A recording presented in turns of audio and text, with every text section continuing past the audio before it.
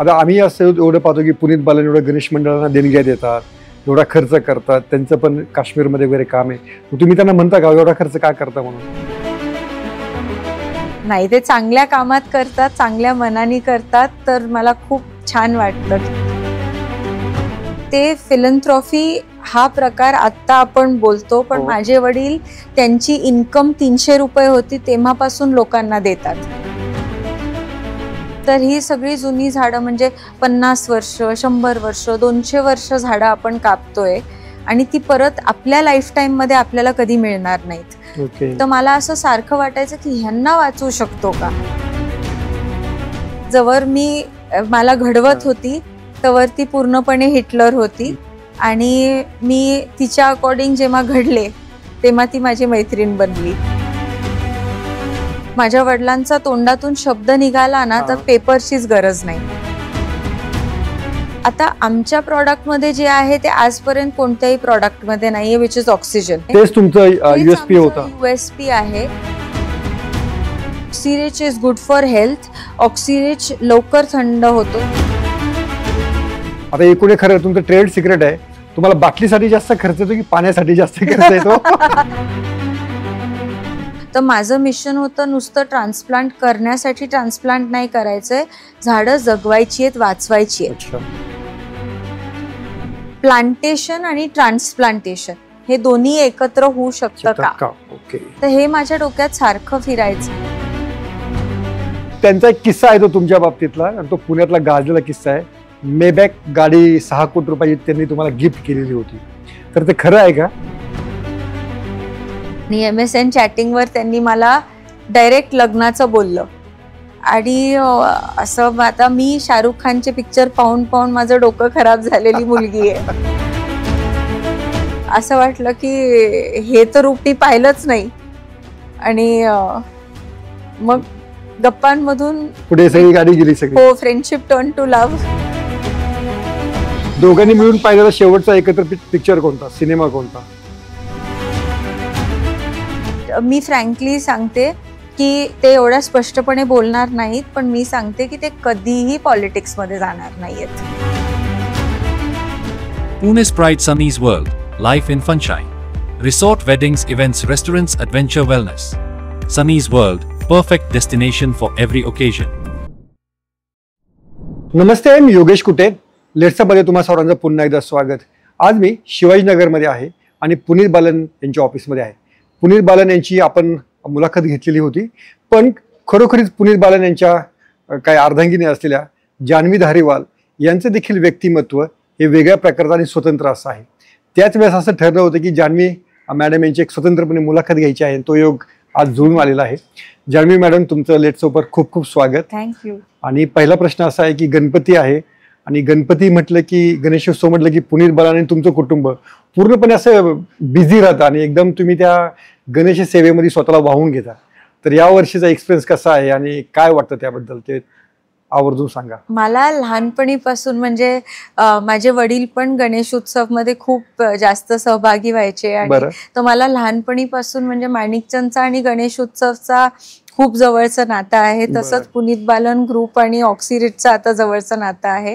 तर मला लहानपणीच्या सगळ्या मेमरीज रिफ्रेश होतात माझ्यासाठी. आणि असं म्हणजे गणपती बाप्पाचं स्वागत करणं हे वेगळा एक आनंद आहे आणि वेगळं उत्साह निर्माण होतो. पण मला दरवर्षी तसंच फिलिंग आहे. पण याच्यामध्ये एक सगळ्यात महत्वाचं की तुम्ही एक पुण्याच्या गणेशोत्सवाला यंदा नवीन दिशा देण्याचा प्रयत्न आहे पुनीत बालन यांचा, की डीजे नको आहेत म्हणून. तर त्याविषयी तुम्ही काय पुनीत बालन सांगितलं होतं की काय त्यांनी स्वतःहून निर्णय घेतला? नाही, त्यांचा हा स्वतंत्र निर्णय आहे. बरं. आणि मला असं वाटतं की त्यांनी म्हणजे घटना घडतात तेव्हा आपण काही गोष्टी बदलतो. तर आम्ही आमच्या समोर म्हणजे एक 7 वर्षाची मुलगी जी वारली ते पाहिलं, आम्ही किती लोक बहिरे झाले ते पाहिलं, आम्ही किती म्हणजे ओल्ड जनरेशन आहे त्यांना छातीत धडधड होती, नाहीतर त्यांना हार्ट अटॅक येतात, नाहीतर त्यांना खूप जास्त त्रास होतो. तर हे सगळं आम्ही ऍक्च्युली पाहिलेलं आहे. तर त्याच्यामुळे मला वाटतं पुनीत यांनी म्हणजे तो निर्णय असा नॅचरली त्यांच्याकडून हो, कारण म्हणजे जर त्या गोष्टीचा सगळ्यांना त्रास होतो. यंग जनरेशनला आता ते कळणार नाही. बरं. म्हणजे त्यांना असं वाटतं की काय असं थोडी असतं, डीजे शिवाय थोडी असतं, नाहीतर डीजेनी काही होत नाही. पण ते कान फाटला झालं की मग लक्षात येणार आहे. आणि ते यंग एज मध्ये बॉडी साथ देते, त्याच्यानंतर देत नाही. सगळ्यांचे वय कधी ना कधी तर होणारच ना, मग तेव्हा त्यांना कळेल की चुकलो, की डीजेचा हा आपल्याला त्रास आता सहन करावा लागतोय म्हणून. तर ते खरं आहे. ओके. तुमची एक स्वतंत्र अशी एक ओळख आहे आणि तुम्ही एक ऑक्झिरीज हा एक ब्रँड तुम्ही सांभाळतात आणि सगळं त्याचा कारभार तुम्ही पाहता.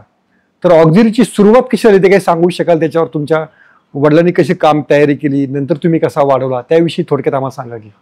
ती माझी वडिलांनी, म्हणजे माझे वडील नेहमी कुठलाही व्यवसाय असो त्यांना नेहमी युनिक प्रॉडक्ट काढणं हे त्यांचं ब्लडमध्येच होतं. आणि त्यांनी जे जे काही केलं तर त्याच्यात त्यांनी युनिकनेस आणणं आणि मग करणं. आता माणिकचंद गुटखा होता तर त्याचा फॉर्म्युला पण पप्पांनी 10 वर्ष त्याच्यावर काम केलं होतं. त्या एवढूशा पुढीत 300 इन्ग्रेडियंट्स आहेत.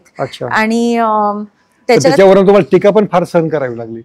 टीका म्हणजे माणिकचंद बाबतीत मी पर्टिक्युलरली बोलेल की त्या तेवढूशा पुढीत फक्त 6% टबॅको आहे. त्याच्यात 300 इन्ग्रेडियंट्स आहेत आणि 6% टबॅको आहे.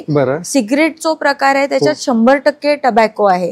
पण सिगरेट लॉबी जी आहे ती ऑर्गनाइज्ड लॉबी आहे, गुटख्याची लॉबी आहे ती अनऑर्गनाइज्ड लॉबी आहे. तर सिगरेट लॉबी जी फोर्सनी अटॅक करते गुटखा लॉबीला, तर त्याच्यामुळे होतं. आणि दुसरी गोष्ट की म्हणजे माणिकचंद बाबतीत अगेन मी पर्टिक्युलरली बोलते की माणिकचंदनी कॅन्सर होतो असं मी नाही मानत. कारण म्हणजे तुम्ही चुकीच्या वेनी कंझ्युम केलं तर कशाने काही होऊ शकतं. आता ह्याचं काय उत्तर आहे की ज्यांनी गुटखा कधी खाल्लेला नाही, सिगरेट कधी ओढलेली नाही, त्यांना कॅन्सर होतो. त्यांना का होतो मग? तर असं कशामुळे काहीतरी होतं हे मी पूर्णपणे मला मान्य नाहीये. आणि म्हणजे आता तुम्ही असं तर नाहीये ना की कुणी तुम्हाला फोर्स केलंय की तुम्ही गुटखा खाच. तुमचा इंडिव्हिज्युअल पण तो डिसिजन आहे ना. आम्ही बनवतोय पण तुम्ही खाताय असं फोर्स न करता तुम्ही खाताय आणि ब्लेम फक्त आमच्यावर होतो. ते थोडंसं मला चुकीचं वाटतं. ठीक आहे, बरोबर. आपण ऑक्झिरीज कडे येऊया. हा डिबेट न संपणार आहे त्यामुळे काय. ऍब्सोल्युटली. तर ऑक्झिरीजची सुरुवात कशी झाली? ऑक्सिरीज तर आय वॉज सेइंग की माझ्या वडिलांनी नेहमी युनिक प्रॉडक्ट्स जे हे केलेले आहेत. तर माझ्या वडिलांच्या डोक्यात हे फिरत होतं की म्हणजे मासे जे असतात ते पाण्यात राहून जगतात, म्हणजे naturally there is oxygen in water. तर त्यांच्या डोक्यात ही कल्पना आली की जर आपण पाण्यात ऑक्सिजन अजून टाकला तर काय होणार पाण्याचं. Will it benefit human beings, will it help human beings. तर त्यांनी म्हणजे obviously there was lots of research, खूप वर्ष त्याच्यावर रिसर्च चालली आणि त्यांनी खूप सायंटिस्टला इन्व्हॉल्व्ह केलं होतं, तज्ज्ञ लोकांना इन्व्हॉल्व्ह केलं होतं. तर वेन वी से 300% ऑक्सिजन आम्ही असंच म्हणजे क्लेम नाही करत आहे. आम्ही त्याच्यात 900% ऑक्सिजन इन्फ्यूज करतो विथ अ युनिक टेक्नॉलॉजी. आणि आम्ही क्लेम 300 करतो कारण 6 months नंतर तो ड्रॉप होत जातो ऑक्सिजन लेवल. तर पप्पांनी ते म्हणजे त्याचा फॉर्म्युला फिक्स केला ऑक्सिरीजचा. आणि ऑक्सिरीजची टेस्ट जी आहे ती पूर्णपणे युनिक आहे. जर तुम्ही ऑक्सिजन सिलेंडर तुम्ही कधी हात लावून पाहिले हॉस्पिटलमध्ये, ते गार असतं एकदम. बरोबर. तुम्ही ऑक्सिरीजची बाटली आहे ना, तुम्ही ऍक्च्युली प्रत्यक्ष हे करून बघा की तुम्ही एसी मध्ये ठेवून बघा, नाहीतर तुम्ही असं थंड थोडं वातावरण असलं ना तर ती ऑक्सिरीजची बाटली तुम्हाला थंड झालेली फील होईल. अँड दॅट इज बिकॉज त्याच्यात ऑक्सिजन आहे. तर आम्ही ऍक्च्युली त्याच्यात ऑक्सिजन इन्फ्यूज करतो, which is good for the mind, which is good for the brain, which is good for the body. आता जेवढं ऑक्सिजन म्हणजे जेवढं पोल्युशन आहे त्याच्यामुळे जर आपण ऑक्सिजन डायरेक्टली जास्त कंझ्युम केला तर ते बॉडीसाठी बेनिफिशियल आहे. But we are not making any health claims. आम्ही हे नाही करत. पण त्यावेळेस तुमची मोठ्या ब्रँड बरोबर स्पर्धा होती, म्हणजे अगदी बिस्लरी, बेली, म्हणजे मोठ्या कंपन्या होत्या. त्यांच्यासाठी तुम्ही कोणतं युनिक तुम्ही मार्केटिंग स्ट्रॅटेजी वापरली की तुमचा ब्रँड सक्सेसफुल व्हावा? आता आमच्या प्रॉडक्टमध्ये जे आहे ते आजपर्यंत कोणत्याही प्रॉडक्टमध्ये नाहीये, विच इज ऑक्सिजन. तर आपण ऑक्सिजन युनिक टेक्नॉलॉजीमुळे इन्फ्यूज करतो.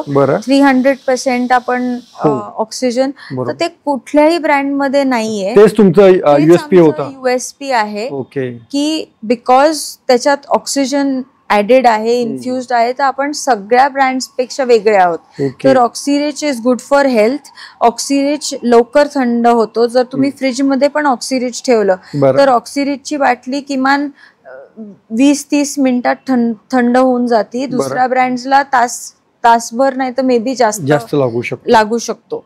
तर समर मध्ये कूलिंग फास्ट होतं, हेल्थ साठी बेनिफिशियल आहे. तुम्ही वेगळ्या बाटल्या वापरता की काय करता, की पाण्यामध्येच वेगळं काही? आपण व्हर्जिन मटेरियल वापरतो, म्हणजे आपण व्हर्जिन प्लास्टिक वापरतो, ज्याच्यामुळे clarity of the oxygen bottle is amazing. आणि आपण इन हाऊस कॅप्स आणि प्रीफॉर्म्स आपण स्वतः मॅन्युफॅक्चर करतो. याच्यामध्ये एक मोठा एक पर्यावरणाचा मुद्दा उपस्थित होतो की या ज्या बाटल्या आहेत, या बाटल्या लोक कुठेही टाकतात, काय टाकतात, आणि त्याच्यामुळे पर्यावरणाला एक धोका या बाटल्यांचा निर्माण होतो. तर त्याच्यावर तुम्ही काही काम करता वेगळ्या प्रकारे?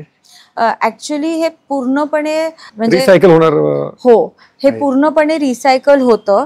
आणि तुम्ही जर डेटा काढला तर बाटल्या ह्या पूर्ण प्लास्टिक हे प्रकार जो आहे ना, त्याच्यातल्या सगळ्यात जास्त कलेक्शन जे होतं ते प्लास्टिकचं होतं. आणि रिसायकलिंग जे होतं ते प्लास्टिक बॉटल्सच होतं.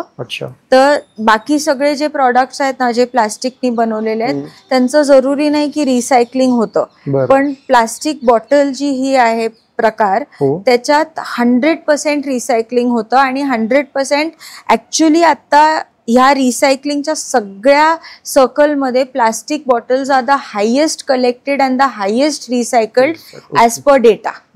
अच्छा. आणि त्याचा वापर कशात होतो? रोप्स मध्ये होतो, बॅकपॅक्स मध्ये होतो, कपड्यांमध्ये होतो, रोड्स मध्ये होतो. तर रिसायकलिंग 100% होतं आणि त्याचा उपयोग पण 100% केला जातो. तर बॉटल्स म्हणजे आता तुम्ही एकदमच कुठे आडबाजूला जाऊन फेकल्या, आता माउंटन टॉपवर कुणी कंझ्युमरनी फेकल्या, तिथं कलेक्शन अवघड जातं. बट अशा बाटल्या जर तुम्ही स्क्रॅप डीलर्स पाहिले, नाहीतर स्क्रॅप कलेक्टर्स पाहिले, तर तुम्ही पाहताल की बाटल्यांचं मॅक्सिमम कलेक्शन आहे. मॅक्सिमम कलेक्शन आहे बिकॉज त्या 100% रिसायकलेबल आहे.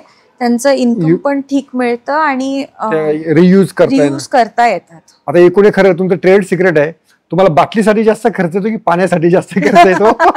आम्हाला फ्रँकली बाटलीसाठी खूप जास्त खर्च येतो. 70% कॉस्ट ही बाटलीची आहे.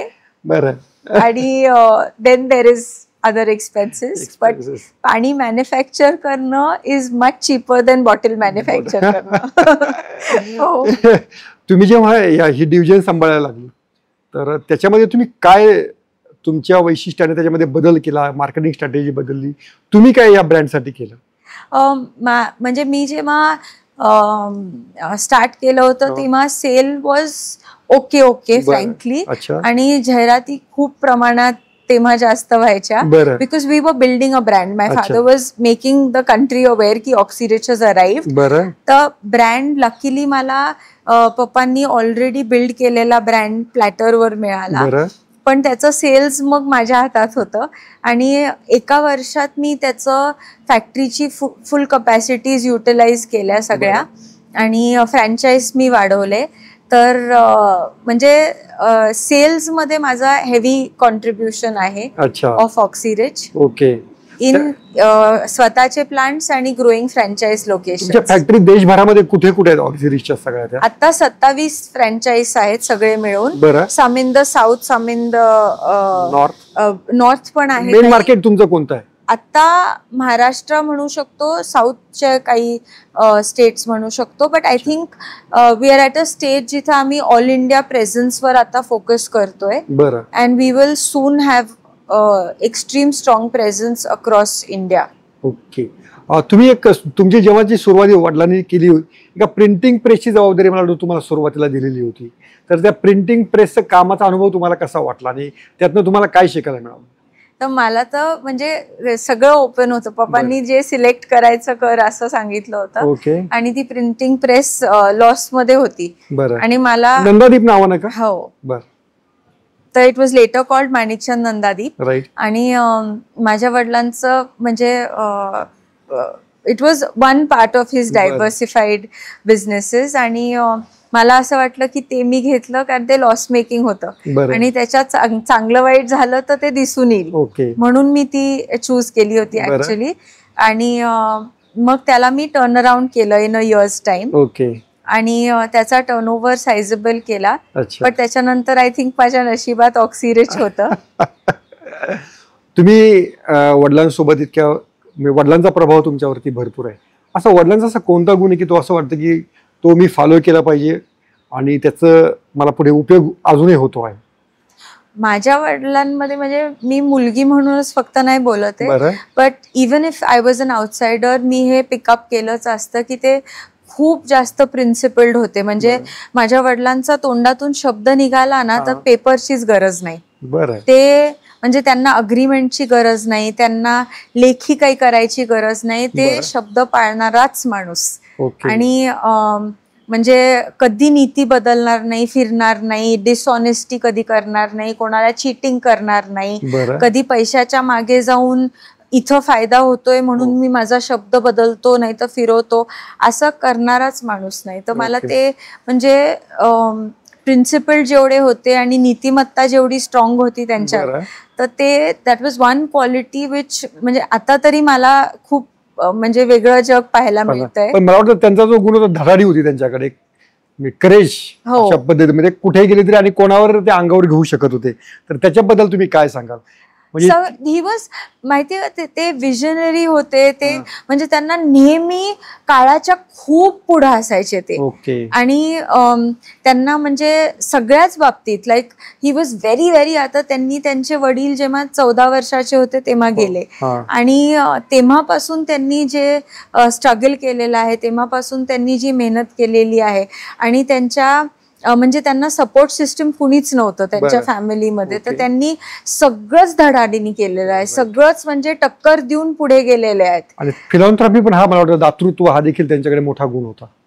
ते म्हणजे मी लहान होते ना तर मी पप्पांना सांगितलं, पप्पा तुमच्याकडे खूप पैसे, तुम्ही सगळ्यांना देता, असं खूप छान आहे. तर ते म्हणले बैस इकडं.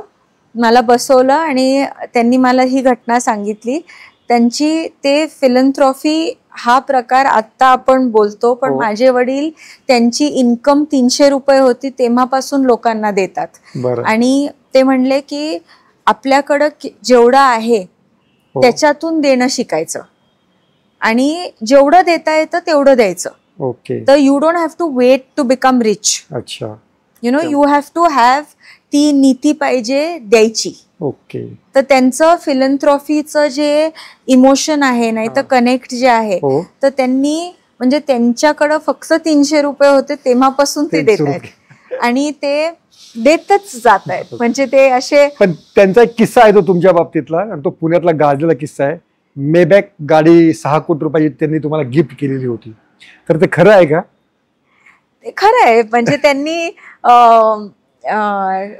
मी अशीच सहज, आम्ही पप्पांना गाड्यांची खूप हाऊस होती आणि आम्ही असे जे शोज लागायचे गाड्यांचे तर त्या शोजला नेहमी अटेंड करायचो पप्पा आणि मी. तर मी सहज असंच बोलले की ही गाडी छान आहे, म्हणजे डिफरंट आहे, अशी लेग रूम छान आहे आणि रिक्लायनर्स आहेत. आणि मला माहिती नव्हतं की पप्पांनी ती बुक केली, नुसतं मी असं बोलले म्हणून. आणि बुक केली आणि ही मेड शुअर की माझ्या बर्थडेला ती यायला पाहिजे. तर ती गाडी आहे का अजून? हो, ती मी कधी नाही विकणार. पण काय गाडीचं वैशिष्ट्य काय होतं असं तुम्हाला ती आवडली का होती इतकी गाडी? ती मला ड्रायव्हिंगची हाऊस आहे आणि गाड्यांची अशी पप्पानी एवढी नाही हाऊस, गाड्यांची हाऊस आहे. तर ती अशी मागे व्हेरी कम्फर्टेबल आणि लेग रूम खूप छान आहे, त्याच्यात प्रायव्हसी पार्टिशन आहे आणि व्हेरी फॅन्सी इंटिरियर्स. तर म्हणजे लहान होते तेव्हा, तर दिस वॉज असं लहानपणी. पुण्यामध्ये बातमी झालेली होती तुम्हाला गाडी 6 कोटी रुपयाची गाडी गिफ्ट केली म्हणून, आठवतंय तुम्हाला? हो, ऍब्सोल्युटली. नंतर येऊ आता तुमच्या पतिदेव म्हणजे पुनीत बालन यांच्याकडे. आणि ते तुमच्या आणि त्यांच्या लव्ह स्टोरीचा पण वेगळा किस्सा आहे आणि तो मला वाटतं मी आमच्याच मुलाखतीत ते पहिल्यांदा बोलले होते की तुम्ही खरंच एकाच बिल्डिंगमध्ये राहायचे तरी तुम्ही बोलले नव्हते एकमेकांशी, वस्तुस्थिती आहे का? हो, आम्ही म्हणजे माझे वडील आणि पुनीतचे वडील हे मैत्री पण खूप घट्ट होती आणि बिझनेसेस पण बऱ्यापैकी काही एकत्र असायचे. आणि आम्ही एका बिल्डिंगमध्ये 20 वर्ष राहिलो आणि एका बिल्डिंगमध्ये राहून आम्ही कधीच बोललो नाही एकमेकांशी. ऍब्सोल्युटली खरं आहे. तर आंटींशी म्हणजे पुनीतच्या मम्मींशी नाहीतर फॅमिलीशी असं खूप कनेक्शन होतं. पण पुनीत ह्यांना मी नंतरच म्हणजे भेटले, मी पाहिलंच नाही. आम्ही आता गल्लीत आपण खेळतो ना सगळे, आम्ही लगोरी खेळायला खाली जमायचो सगळे गल्लीतली मुलं आणि मुली. पण पुनीत कधीच नसायचे. ते दुसरीकडं क्रिकेट खेळायला, फुटबॉल खेळायला, आमच्या बरोबर एकही खेळ त्यांनी खेळला नाही. आम्हाला कधीच कोणालाच दिसले नाही. बरं. तर ते एकदम खरं आहे की आम्ही 20 वर्ष एकमेकांशी बोललो. डायरेक्ट लग्न कसं काय झालं मग? ते आम्ही म्हणजे 20 वर्षापूर्वी त्यांनी असं मला ही आस्क्ड मी आउट आणि तेव्हा MSN चॅटिंग असायचं आणि MSN चॅटिंग वर त्यांनी मला डायरेक्ट लग्नाचं बोललं. बरं. आणि असं आता मी शाहरुख खानचे पिक्चर पाहून पाहून माझं डोकं खराब झालेली मुलगी आहे आणि मी म्हणजे मला असं पाहिजे ना थोडं की पटवायला पाहिजे, थोडं मुलांनी असं डायरेक्ट लग्नच करायचंय असं त्यांनी मला मेसेज पाठवला. बरं. आणि म्हणजे असं थोडं पटवणं नाही, काही नाही, डायरेक्ट लग्न करायचं हे मला पटलं नाही. मग तुम्ही होल्डवर ठेवलं की काय केलं? मग तुम्ही किती तरसवलं त्यांना? मी म्हणजे विषयच सोडून दिला. मी माझ्या वडिलांना असं म्हणले की असं असं आहे. तर पप्पा म्हणले तुला आवडतो का? म्हणले छान आहे पण म्हणजे पटवत नाही, काही नाही, पुढे काही नाही. आणि मग पुनीतच्या मम्मींनी मला सांगितलं होतं की पुनीतला जान्हवी तू आवडती. तर तरी पण आता मुलांनी पटवलं पाहिजे, मुलांनी पटवलं पाहिजे हे माझ्या डोक्यात. तर तेव्हा विषय असाच म्हणजे काहीच झालं नाही पुढे आणि विषय सोडून दिला होता. आणि अचानक मग आम्ही काही वर्षांपूर्वी काही कामासंदर्भात आम्ही भेटलो आणि जे लाजाळू व्यक्ती मी पाहिले होते, अगदी म्हणजे पुनीत ॲज अ बॉय खूप खूप शाय आणि कमी बोलणारा माणूस असं होतं. मी पूर्ण 180 डिग्री ट्रान्सफॉर्मेशन पाहिलं जेव्हा परत भेटले. तेव्हा भेटलो आम्ही कामासंदर्भात आणि त्यांचं जे पूर्ण रूप मी पाहिलं तर ते पूर्णपणे वेगळं होतं. आणि मग गप्पांमधून मग असं वाटलं की हे तर रूप मी पाहिलंच नाही. आणि मग गप्पांमधून पुढे सगळी गाडी गेली सगळी. हो, फ्रेंडशिप टर्न टू लव्ह. आणि मग लग्न कसं झालं? म्हणजे कुठे पुण्यात झालं, बाहेर केलं, डेस्टिनेशन? बरं. घरातच लग्न झालं, खूप छोटं झालं, ड्युरिंग कोविड झालं. बरं. आणि म्हणजे लिमिटेड गेस्ट जसं पाहिजे तसं झालं. ओके. एक तुमचा पण एक गुण म्हणजे वडिलांचा एक गुण तुमच्याकडे आहे. तुम्ही पुण्यातली जी झाडं आहेत किंवा आता मोठमोठ्या रस्त्यांवरती झाडांची कटाई होते, वृक्षांची कटाई होते, तर त्यांचं रिलोकेशन किंवा त्यांना जगवण्यासाठी प्रयत्न करता. ही कल्पना तुम्हाला कशी सुचली असं काम केलं पाहिजे? तर माझी मम्मी खूप नेचर लवर आहे आणि झाडं जपती, झाडं खूप लावती. तिने आतापर्यंत 2 लाखाच्या वर झाडं लावून झालेली आहेत, सगळी जगवलेली आहेत. आणि तर मला ते आधीपासून मी पाहिलेलं आहे आणि माझा सारखा विचार चालायचा डोक्यात की एवढे सगळी डेव्हलपमेंट होती, एवढे सगळे झाडं कापतात आणि जुनी जुनी झाडं कापल्या जातात. असं नाही की छोटी छोटी झाडं जी रिप्लेसेबल आहेत. तर ही सगळी जुनी झाडं म्हणजे 50 वर्ष, 100 वर्ष, 200 वर्ष झाडं आपण कापतोय आणि ती परत आपल्या लाईफ टाइम मध्ये आपल्याला कधी मिळणार नाहीत. तर मला असं सारखं वाटायचं की ह्यांना वाचवू शकतो का? म्हणजे प्लांटेशन आणि ट्रान्सप्लांटेशन हे दोन्ही एकत्र होऊ शकतं का? तर हे माझ्या डोक्यात सारखं फिरायचं आणि तेव्हा मी अशा लोकांच्या शोधात होते की त्यांनी हे केलेलं आहे आणि जर झाडं जगवलेली आहेत, तर Khaire sir is very very famous in Poona. सगळ्यांना त्यांची म्हणजे कर्तृत्व माहिती आहे. तर त्यांचे जे स्टुडंट आहेत, म्हणजे जे त्यांना मेंटर मानतात, ते त्यांच्या बरोबर मी जुडलेली आहे. तर he is knowledgeable, technically very sound, आणि ते हे 92 पासून सक्सेसफुली ट्रान्सप्लांटेशन करतात. तर ते म्हणजे त्यांच्याकडं मेथड, आता झाडं ट्रान्सप्लांट करतात खूप लोक, पण किती लोकांची जगतात हा क्वेश्चन मार्क आहे. पण माझ्या बरोबर जे जुडलेली आहेत ते त्यांनी 92 पासून ट्रान्सप्लांटेशन खूप मोठ्या प्रमाणात केलेलं आहे आणि ती सगळी झाडं जगवलेली आहेत. तर माझं मिशन होतं नुसतं ट्रान्सप्लांट करण्यासाठी ट्रान्सप्लांट नाही करायचंय, झाडं जगवायची आहेत, वाचवायची आहेत. तर ते मला टेक्निकली साऊंड मिळाल्यामुळे मग हे किती झाडं तुम्ही अशी ट्रान्सप्लांट केली? आता आपण 2176 टोटल झाडं आपण ट्रान्सप्लांट केली. आपण रिंग रोडच्या भोवती सगळ्यात जास्त प्रमाणात केलेली आहेत. जो पुण्याभोवती रिंग रोड येतोय 172 किलोमीटर्सचा, त्याच्यात आपण जवळजवळ 10 किलोमीटरच्या स्ट्रेचमध्ये आपण ऑलमोस्ट 2000 झाडं ट्रान्सप्लांट केलेली आहेत. तर आपण काय केलेलं आहे की जो लँड आहे, जो शेतकऱ्यांनी ह्याच्यासाठी रोडसाठी हँडओव्हर केला होता, त्याच शेतकऱ्यांशी बोलून आपण जी झाडं कापल्या जाणार होती आणि ती लावली त्यांनीच होती काही काळी, तर तीच झाडं आपण त्यांचाच परत शेतात ट्रान्सप्लांट केलेली आहेत. आणि त्यांनी सगळ्यांनी ह्याच्यात MSRDCचं खूप मोठं कोऑपरेशन आहे, सपोर्ट आहे. त्यांनी म्हणजे अडॉप्शन लेटर्सच केलेली आहेत सगळ्या शेतकऱ्यांच्या नावानी, की त्यांनी ते अडॉप्ट केलेली आहेत आणि ते शेतकरी त्या झाडांना सांभाळतायत.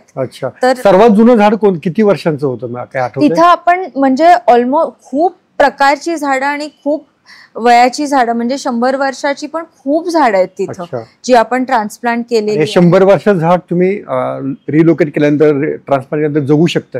त्याचे आता पालवी फुटली. मी तुम्हाला व्हिडिओज आणि फोटो दाखवेल जे गावकऱ्यांनी मला पाठवलेले आहे की ह्या सगळ्या झाडांना पालवी फुटलेली आहे आता. तर आपण हे एक्सरसाइज जानेवारीमध्ये चालू केलं, तर 6 महिने ह्याच्यावर काम चालू आहे. हे लगेच काही असं आज काढलं उद्या लावलं लगेच पालवी फुटली असं होत नाही. तर ते आपण सगळं मॅन्युअली करतो. मॅन्युअली केल्यानंतर त्याला जबाबदारीने ट्रान्सप्लांट करतो. त्याच्याकडं कुणीतरी देखरेख करणारं पाहिजे. असं म्हणजे त्याला असं नाही सोडू शकत. तर आपण अशाच जागी ट्रान्सप्लांट करतो जिथं त्यांची देखरेख होणार आहे. बरोबर. तर तिथे त्यांची देखरेख तेच शेतकरी करतात ज्यांनी लावली होती ही झाडं. त्यामुळे ते दोघांचं मन लावून देखरेख करतात, जोपासना करतात. हो, आणि मन लावून त्यांना पाणी देतात, जीव लावतात. तर ती झाडं सगळी ऑलमोस्ट ओव्हर 85% झाडं जगलेली आहेत. आपण रिव्हर डेव्हलपमेंट जी चालू आहे तिथं पण आपण ट्रान्सप्लांटेशन केलेलं आहे. कोरेगाव पार्क मुंडवा रोड आहे, वाईडनिंगचं काम जिथं चालू आहे तिथं पण आपण ट्रान्सप्लांटेशन केलेलं आहे. आपण घोरपडीला पण ट्रान्सप्लांटेशन केलेलं आहे. आपलं आहे की ट्रान्सप्लांटेशन करणं आणि आपण जी जागा सिलेक्ट करतो तिथं सांभाळणारी लोक पाहिजेत. दोन्ही नाही तर उपयोगच नाही. तर नुसतं नावासाठी ट्रान्सप्लांटेशन करून उपयोग नाही. ती जगली पाहिजेत सगळी. मूळ मुद्दा झाडं जगली पाहिजेत. ऍब्सोल्युटली. जेव्हा जान्हवी धारीवाल बिझनेस मध्ये म्हणजे ऑफिस मध्ये नसतात, घरी असतात, तेव्हा काय करतात? स्वतः कुकिंग करतात की नाही? काही इतक्या मोठ्या घरामध्ये इतक्या श्रीमंत महिलेकडे भरपूर लोक कुक म्हणून असतील, तुम्ही स्वतः कधी कुकिंग वगैरे? नाही, मी जर कुकिंग केलं तर कोणी खाणार नाही माझ्या हातचं. माझ्या हातात कुकिंगची कलाच नाहीये. अनफॉर्च्युनेटली इच्छा खूप आहे, पण मी जितक्या वेळा प्रयत्न केले तेव्हा माझ्या हातचं कुणी खाऊ शकलेलं नाहीये. तर लाईक आय सेड, मला खूप वाटतं करावं पण कुणीच खाणार नाही माझ्या हातचं, म्हणून मी कुकिंग नाही करत.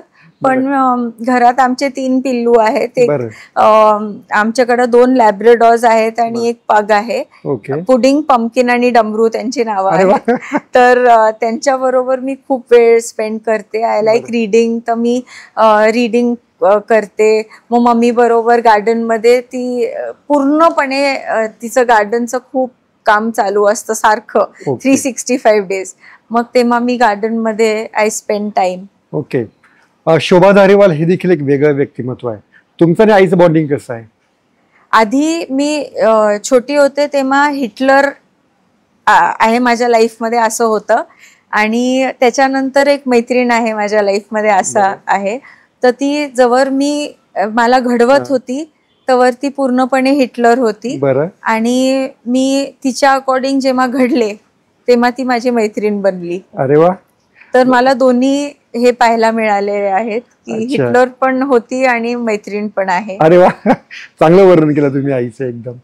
पण मग आई जेव्हा तुम्ही जेव्हा बिझनेसमध्ये काही समस्या येतात, काही प्रॉब्लेम येतात, आईशी तुम्ही त्या डिस्कस करतात की त्या आईला तिथनं स्वतंत्र ठेवलंय तुम्ही आता? नाही, माझे आई आणि वडील दोन्ही मला जेव्हा जेव्हा पाहिजे, म्हणजे स्वतःहून दोघंही बोलायचे नाही, पण जेव्हा जेव्हा मला वाटलं की मी त्यांच्याकडे ऍडवाइस साठी गेले तेव्हा तेव्हा त्यांनी मला गाईड केलेलं आहे.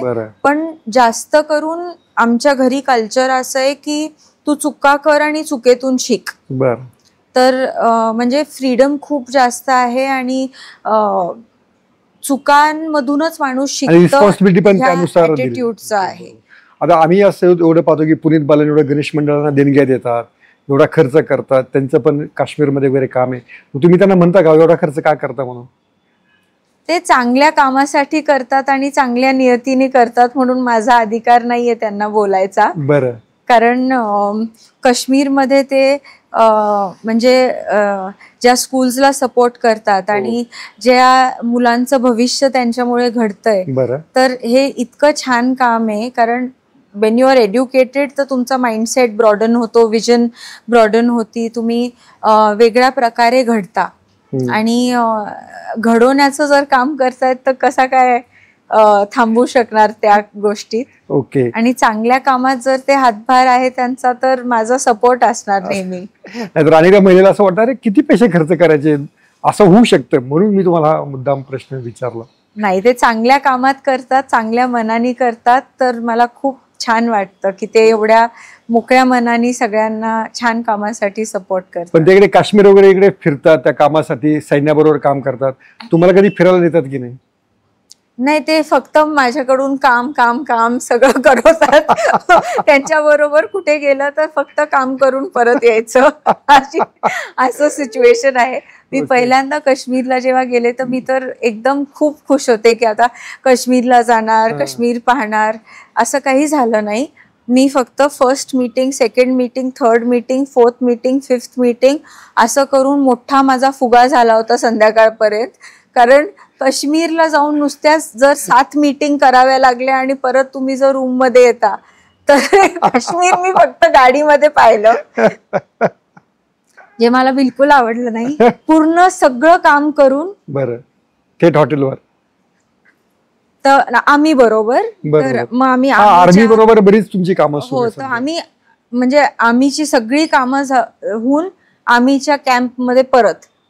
आणि मी सगळं काश्मीर पहिल्या ट्रिप मध्ये गाडीतून पाहिलं फक्त. आणि दुसऱ्या ट्रिप मध्ये मी म्हणले मी जर येणार तर मला काहीतरी म्हणजे काश्मीर तर दाखवायला पाहिजे. आणि मग तिकडचे जे आम्ही कमांडर होते त्यांच्यामुळे मग थोडं काश्मीर पाहायला मिळालं. बट इट्स नाईस की काम पण करायला मिळतं, थोडं काश्मीर पण पाहायला मिळतं. पण तुमच्या आणि त्यांचे कोणत्या मुद्द्यावरून वाद होतात घरात?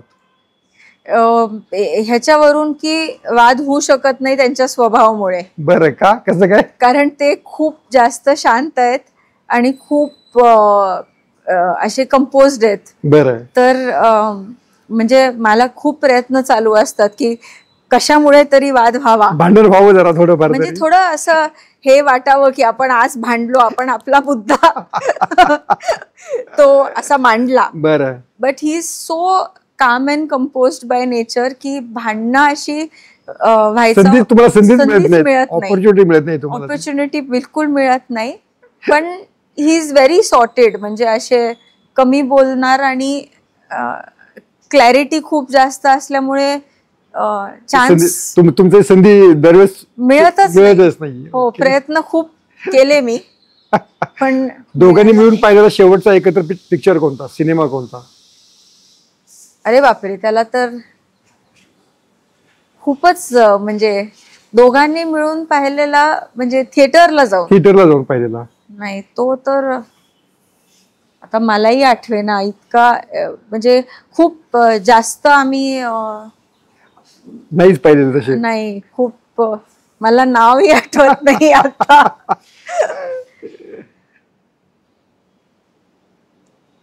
बट रिसेंट, म्हणजे नॉट रिसेंट बट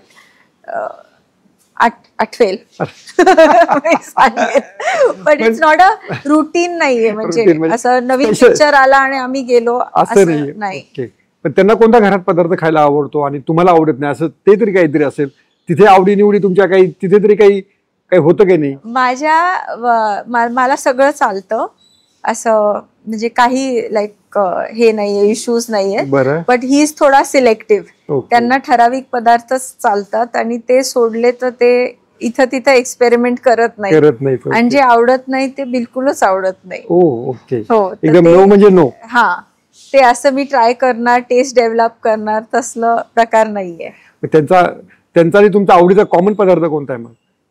तसे तर मी फूडी आहे, ते फूडी आहेत तर, आणि मला कुठल्याच फूडचा प्रॉब्लेम नाहीये, म्हणून मी सगळं खाऊ शकते. आणि त्यांचे सगळे जे आवडते पदार्थ आहेत, आपलं स्ट्रीट फूड पण आहे, आपले चटपटे आयटम्स आहेत, हे सगळं आमचे दोघांचे हे कॉमन इंटरेस्ट वाले एरिया आहे. हो. पण जेव्हा अनेकांना असं वाटतं की पुनीत बालन ज्या पद्धतीने पुण्यात काम करतायत, त्यांना राजकारणात यायचं आहे, त्यांनी थोडंसं काहीतरी थोडं पॉलिटिकल भविष्य काहीतरी त्यांना वाटतंय, तर तुम्ही या विषयावर कधी त्यांच्याशी बोलता?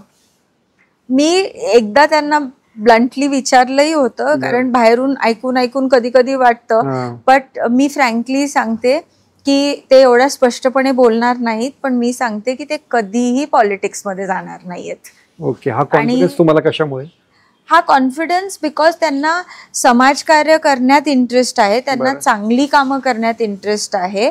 आणि त्यांचं म्हणजे मी हे पाहिलेलं आहे की त्यांना चांगलं करायचंय आणि पॉलिटिक्स मध्ये असूनच चांगलं करू शकतो ही त्यांची मेंटॅलिटी नाहीये. ओके. तर त्यांना पॉलिटिक्स हा विषय म्हणजे ओळखी आहे, चांगले कनेक्ट आहेत, म्हणून पॉलिटिक्स विषय म्हणून गप्पा गोष्टी मारायला पुरुषांचं असतं.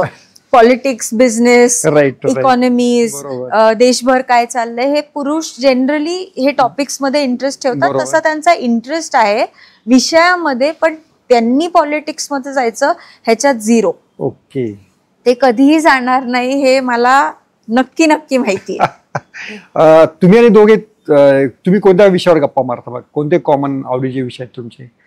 आम्ही सगळ्या विषयांवर, कारण त्यांचा बिझनेस वेगळा, त्यांची सोशल कामं वेगळी, माझा बिझनेस वेगळा, माझी सोशल कामं वेगळी, माझ्या आवडी वेगळ्या. तर आम्हाला म्हणजे एक्सचेंज ऑफ नॉलेज आणि एक्सचेंज ऑफ इन्फॉर्मेशन हे नेहमी चालू असतं. आणि त्यांचे म्हणजे आमच्या दोघांचे involvement in each others business also म्हणजे असती, कारण जिथं त्यांच्या कामात म्हणजे त्यांचा जो विषय नसतो, नाही तर त्यांचा इंटरेस्ट एरिया नसतो, तिथं माझं कॉन्ट्रीब्युशन असतं. माझ्या बिझनेसमध्ये जिथं माझा इंटरेस्ट नसतो, नाहीतर विषयात वीकनेस असेल समजा, तर ही इज इन्व्हॉल्व्ड. तर it's always that exchange of information, learning a lot from each other, हे सतत चालू असतं. जान्हवी धारीवाल म्हटल्यानंतर तुमच्या जुन्या मैत्रिणी, शाळेतल्या मैत्रिणी अजूनही तुमच्याशी कॉन्टॅक्ट मध्ये आहेत का? माझ्या लहानपणीपासून मैत्रिणीच कमी आहेत. बरं. आणि मी जास्त सोशल नाहीये. बरं. तर माझं सर्कल खूप छोटा आहे आणि त्या छोट्या सर्कल मध्येच मी म्हणजे एन्जॉय शोधता किंवा त्यात तुम्ही खुश आहात? मी खूप सोशल आणि खूप फ्रेंड सर्कल मोठा आहे असं कधीच नव्हतं. ओके. हे तुम्ही वडिलांमुळे झालं की आईमुळे झालं? तुम्ही आधी म्हटलं तसं की आईनं थोडस स्ट्रिक्ट होत्या त्याच्यामुळे झालं असं? नाही, त्या बाबतीत स्ट्रिक्ट नव्हते कधी, पण मी नेचरनी इंट्रोवर्ट आहे थोडी, कारण मी ओनली चाइल्ड आहे. आणि घरात म्हणजे वातावरण खूपच हॅपी असायचं, तर मी म्हणजे घरातच खूप सुखी असायचे, आई वडिलांबरोबर खूप सुखी असायचे. तर मला हे आठवलंच नाही कधी की मला फ्रेंड्स नाहीयेत, कमी बाहेर जात नाहीये, कारण मी घरीच खूप खुश असायचे. तर तसं म्हणजे मी तशीच बनले. हो. एक आपल्या 60 सेकंदात पुढचे 4-5 प्रश्न घ्यायचे आणि ते एका वाक्यात तुम्ही उत्तर द्यावे अशी अपेक्षा आहे. तुमचा आवडता गाडीचा ब्रँड? मला ऍक्च्युली सगळे खूप कारण मला चालवायला आवडतं, म्हणून तसे इंजिन रिलेटेड म्हणजे BMW आहे, त्यांचं इंजिन मला खूप आवडतं. नाहीतर असे स्मूथ हे आहे तर लेक्सस खूप आवडतं. बट सगळ्या गाड्यांचं वेगळं वेगळं स्पेशालिटी आहे. कोणत्या टुरिस्ट डेस्टिनेशनला वारंवार जावं असं वाटतं? मला उदयपूर खूप आवडतं. माझं one of my favourite places in general Udaipur आहे, कारण तिकडे लेक सिटी आहे आणि सुंदर खूप आहे, स्वच्छ खूप आहे. तर मला सारखं उदयपूरला जावं वाटतं. ही एखादी डिश आहे की तुम्हाला वारंवार जरी दिली तरी तुम्हाला कंटाळा येणार नाही? नाही, मी फूडी आहे हो, असं संकटात टाकू नका. मला सगळंच खूप जास्त आवडतं. मला I absolutely love variety, love food. Only I like vegetarian. Me pure vegetarian आहे, तर मला व्हेजिटेरियन सगळी व्हरायटी चालती. ओके.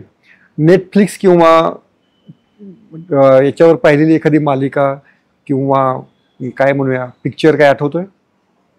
मी मिर्जापूर सिरीज पाहिली, त्याच्यानंतर सिटी ऑफ लाईट पाहिली. ते असे सिरीज क्राईम थ्रिलर आवडतात, असे म्हणजे इंटरेस्टिंग हे आवडतात, टॉपिक्स आवडतात. ओके.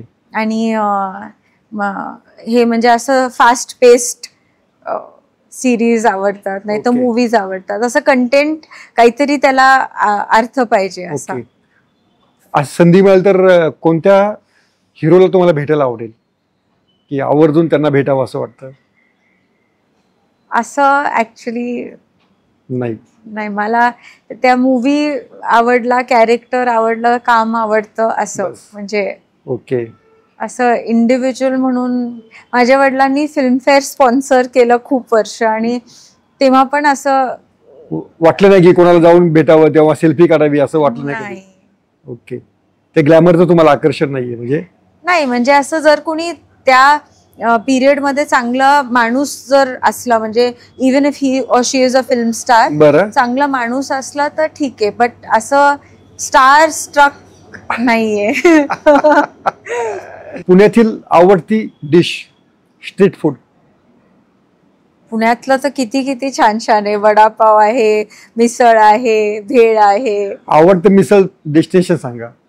नाही, मी सांगितलं ना तुम्हाला, मी चांगली चव असली मी कुठेही मिसळ खाऊ शकते, मी कुठेही वडापाव खाऊ शकते. हो. ओके. स्वच्छ पाहिजे आणि टेस्ट चांगली पाहिजे. असं ओके. साबुदाणा वडा, हो, हे सगळं माझं खूप मन सगळीकडे शोधत असतं की हे आपण इकडून ट्राय करू. आणि पुनीत पण हे पण फूडी आहेत, तर ते मला वेगळ्या वेगळ्या जागेतलं ट्राय करायला. पावभाजी आहे आपली. ओके. तर ते पावभाजी शिवाय तर पुणेरी आणि आता सगळं मला फूडच्या वर्ल्ड मध्ये तुम्ही मला डिस्ट्रॅक्ट केलेलं आहे. आता मी संध्याकाळचा प्लॅन करते काय काय माझ्या लिस्ट मध्ये असणार आहे. तुमची ही विश लिस्ट जरूर पूर्ण हो. Jahnavi madam, thank you. अतिशय दिलखुलास आणि मस्त मुलाखत दिली, आणि तुमच्या पुढच्या कामाला, कार्याला आमच्याकडनं खूप खूप शुभेच्छा. Thank you so much madam. Thank you. Social मीडियाच्या भाऊ गर्दीत विश्वासार्हतेने चकाकणारे नाव म्हणजे लेट्सअप मराठी. सगळ्यांना, सगळ्या नागरिकांना ती स्पीच, ती लेट्सअप वरील मुलाखती म्हणजे विचारांचा खजिना. त्यानंतरच्या निवडणुकीमध्ये मला सोडून गेले. बातम्या केवळ वस्तुस्थिती सांगणाऱ्या, न प्रोपगंडा, फक्त जनतेचा अजेंडा. क्योंकि आने वाला कल जाने वाला है, जाने वाला कल आने वाला है. राजकारण, मनोरंजन असो की क्रीडा क्षेत्र, महाराष्ट्राची स्पंदने संवेदनशीलतेने टिपणारे माध्यम म्हणजे लेट्सअप मराठी. जगासोबत एक पाऊल पुढे राहण्यासाठी लेट्सअपचे ॲप, सोशल मीडिया आणि वेबसाईट सोबत कनेक्टेड रहा.